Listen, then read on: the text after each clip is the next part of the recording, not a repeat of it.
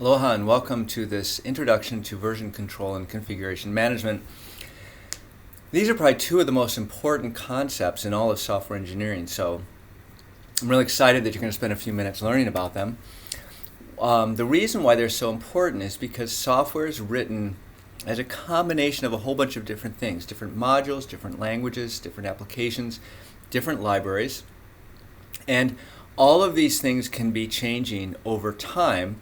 And changes in any one of them can cause a system to break. And things like libraries are components of a software system that we typically use, which we don't even have a control over. So figuring out how to maintain stability in the presence of all this volatility is what version control and configuration management was established to try to do. So here's some examples of things that most of us have said at one point or the other that indicate there's some problem with the configuration of the system. Things like the system was working fine yesterday, but all of a sudden it doesn't. You've got a problem, but I don't. I fixed this and now it's reappearing. Or I wonder if the fix is even in what I'm using right now. So what we want to do is kind of create some control over the process of development, and in particular some understanding of how all of these components of software work together such that we can avoid these kind of problems. So some terminology.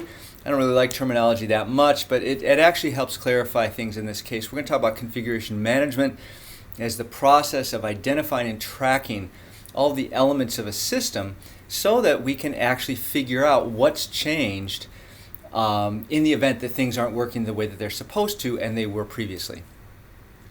Version control is the idea of how do we actually manage a particular artifact, a file, and how it changes over time. And then defect tracking is more the social process of how it is that that a person, somebody, the social process by which a bug is identified, and then various work on it is recorded over time such that it eventually leads to a resolution. Okay, so there's three classic problems when you're dealing with software systems. The first thing is the double maintenance problem. That's when unwittingly you have more than one copy of the system and you've got to make sure that changes made to one copy are made to another. If you're working in a class with another person and you're working on a system and you decide to just email the source code back and forth, you got the double maintenance problem because now both of you are working on individual copies of it, and how do you actually make sure that they're synchronized? Second problem is the shared data problem, closely related. That's how do you allow multiple people to get access to a particular software artifact? And then once you have multiple people having access, you've got the simultaneous update problem, which is what happens when two people try to modify the file at the same time.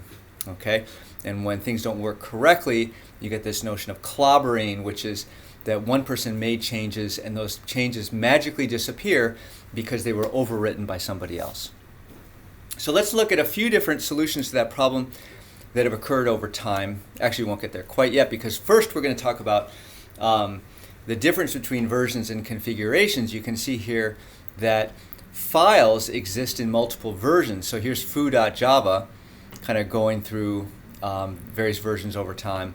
And then systems can exist in configuration. So here's the 1.0.0 configuration, the 1.0.1 configuration, which has a couple different versions of the two files in it, and so forth. So that's how you can keep track of kind of a version versus a configuration. A version refers to a file and its evolution over time. A configuration refers to a snapshot of a set of files which produce one hopefully working system. So version control is going to support multiple versions of a file and how they change over time. And typically, you don't want to store a complete copy of the file each time, so you're just storing the changes that were made to produce one file from the other. Okay, so the granddaddy of them all is a system called Revision Control System, RCS, and that was back in the day was when there were shared file systems. So developers would log into a mainframe and they could all access the same disk, and then you could basically manually put a file under RCS control so that you could store revisions as a series of deltas and create locks. Here's the RCS homepage, pretty old school. Here's some RCS commands. You can check out a file, you can lock the file, and so forth. And so how does RCS solve the three configuration management problems? First, the double maintenance problem is solved because there's only a single place on the file system where your files exist. Shared data problem is solved because multiple people can log into that file system and obtain the directory containing the checked out version of the file. And, in a sense, most interestingly, the simultaneous update problem is solved by saying that in order to edit a file, you have to get a lock on the file, okay? Which solves it, because until you have the lock, you can't do anything. And I've worked under RCS, and what often happens with that locking idea is that it's Friday afternoon, you get the lock on the file, you make some changes, you forget to release the lock, you go home for the weekend, somebody else wants to work on that file, they give you a call on the phone or they send you an email, and you got to release the lock.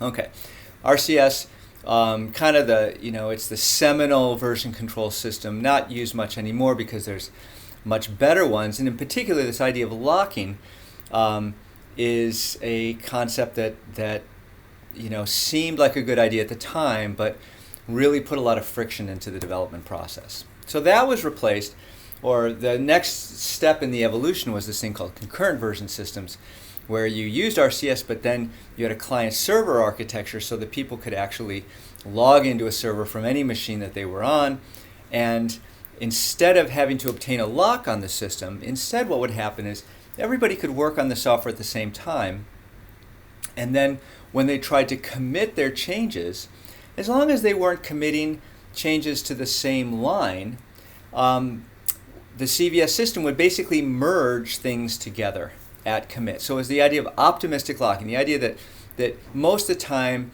you can edit the same file, but you'll be editing the file in different places, and so we can just do a simple, textual merge, and everything should be okay. But if you're actually modifying the same line, then CVS will kind of signal a merge conflict and say, okay, now you've got to go in there and figure out, what we should do.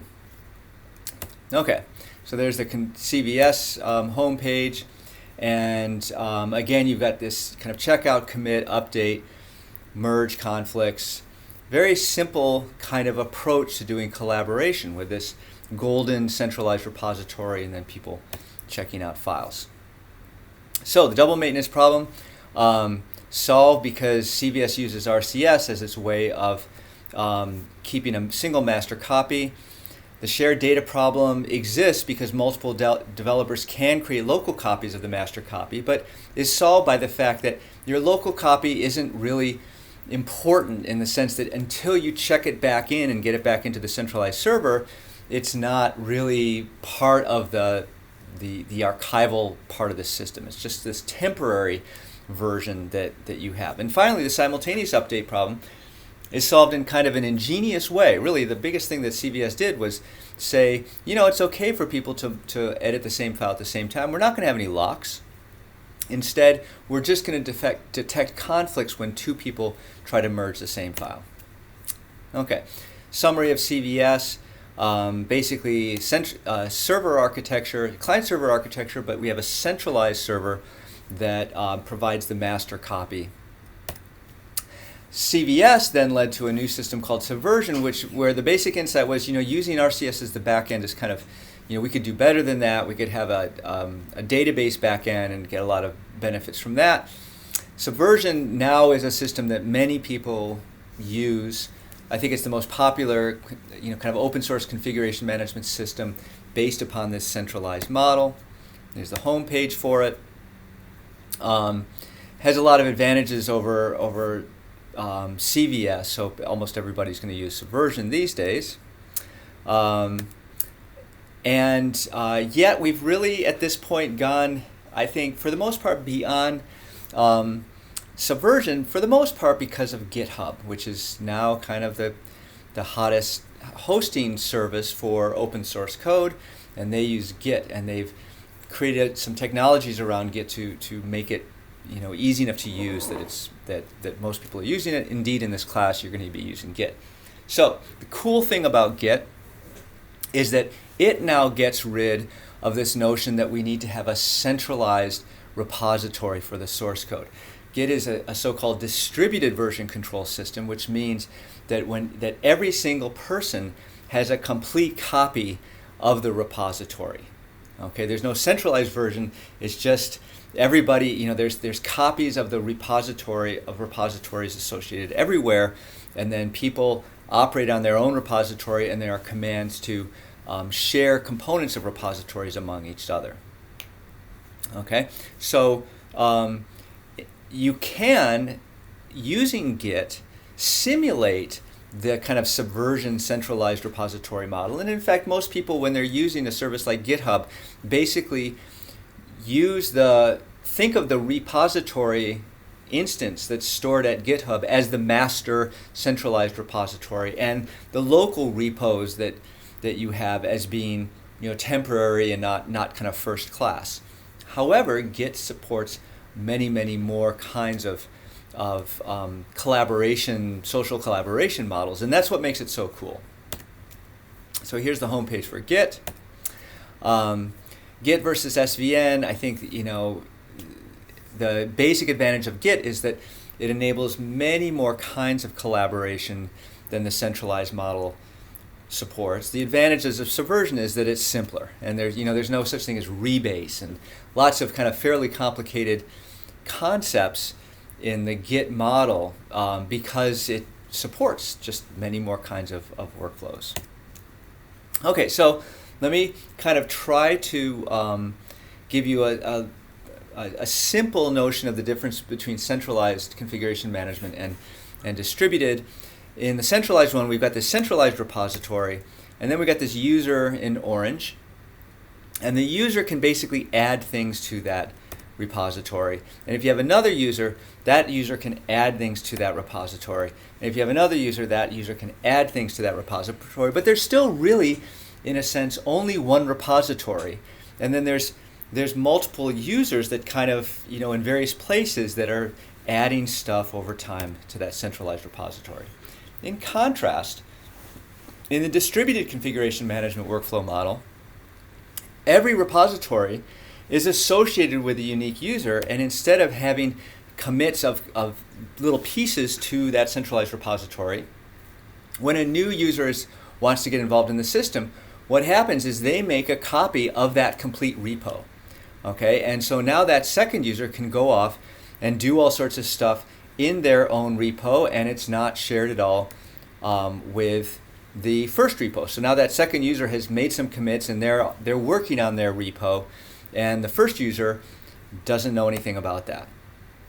Now we have a third user that's come in and says, I want to basically also work on this, so let me get a copy of your repo so I can start working. And they start working, and they do commits to their own repo. Okay, and now everybody's doing commits to their own repo. So you might say, this is chaos. How the heck do you actually get anything done when everybody's just basically veering off in their own directions? And the way that you establish some kind of connection between these repos is via push. So one user can basically push changes that they've made to their own repo to somebody else's repo.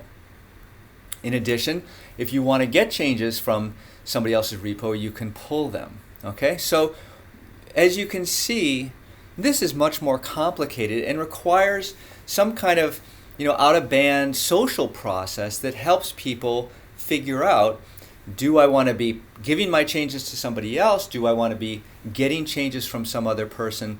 The Git model remains silent on when and how and if you should be doing that. It just says these capabilities all exist. So figure out amongst yourself as a team how you want to do that.